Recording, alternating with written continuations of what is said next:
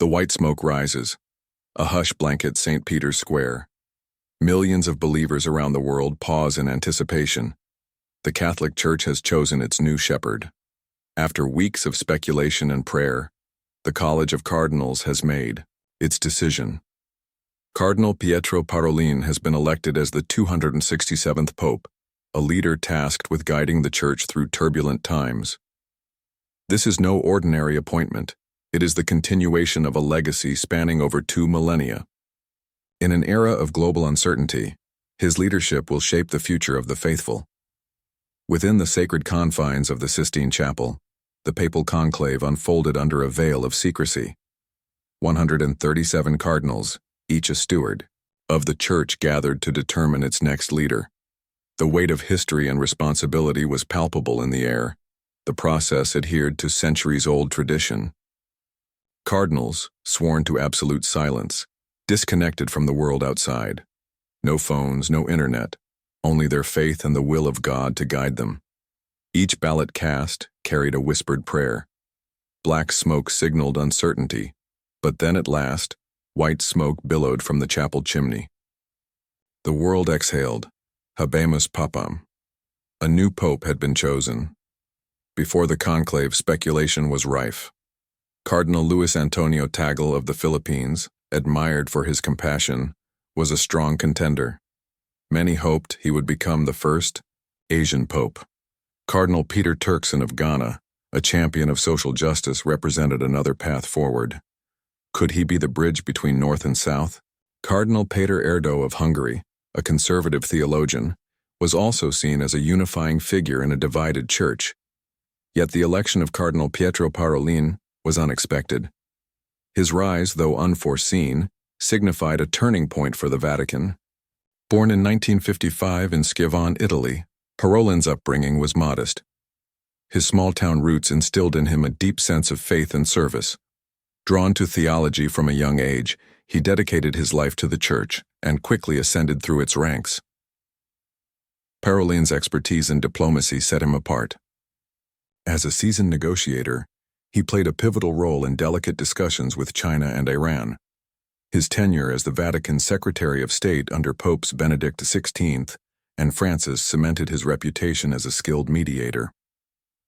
In the realm of international affairs, he became known for his unwavering patience and ability to navigate complex conflicts.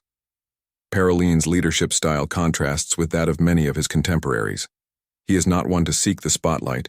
Instead, he is a man of quiet resolve. His belief in dialogue over division, diplomacy over confrontation, has earned him the moniker the quiet diplomat. While other cardinals engaged with media and public forums, Parolin worked diligently behind the scenes. He built bridges, sought compromise, and brokered peace where few thought it possible. His influence has been profound, though often unnoticed by the wider public. News of his election reverberated globally. Leaders extended their congratulations, including President Joe Biden, who praised Parolin's dedication to unity and understanding. Within the Church, reactions were mixed. Progressives voiced concerns that his diplomatic approach might hinder reform, while conservatives saw in him a steady hand to uphold tradition. Now, as Pope Parolin, he faces a church in crisis. His papacy begins at a moment of deep reckoning, and the challenges before him are immense. The wounds of the sex abuse scandal remain fresh, demanding justice, accountability, and healing. Restoring faith in the Church's moral authority will require transparency and decisive action, ensuring that such crimes are never repeated. The role of women in the Church continues to spark debate. While women form the backbone of the Catholic community, their exclusion from leadership remains a contentious issue. Calls for greater inclusion grow louder, and Parolin must navigate this tension with wisdom and foresight. The rise of secularism, especially in the West, poses another existential challenge. With younger generations drifting away from religious practice, the Church must find new ways to engage them. Innovation, openness, and relevance will be key to rekindling their faith. On the global stage, Parolin's diplomatic acumen will be tested.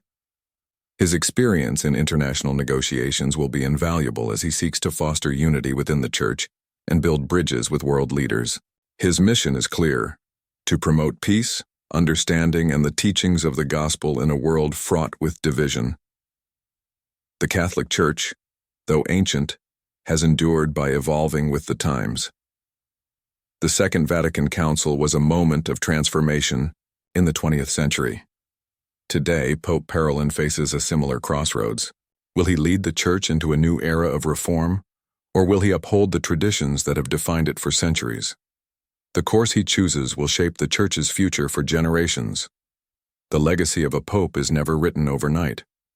Will Pope Papal be a caretaker, preserving the status quo, or will he emerge as a transformative figure, ushering in an age of renewal and progress?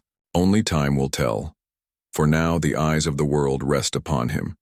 Every decision he makes, every word he speaks will be analyzed for insight into his vision. The weight of history and the expectations of millions press upon his shoulders. The election of a pope is always a moment of hope. It marks the beginning of a new chapter in the Church's long history, a time for reflection, renewal, and faith in the road ahead. As the white smoke drifts into the sky, it carries with it the aspirations of a billion souls. The faithful look toward their new leader with hope, praying that he will steer the Church through its trials with wisdom and grace.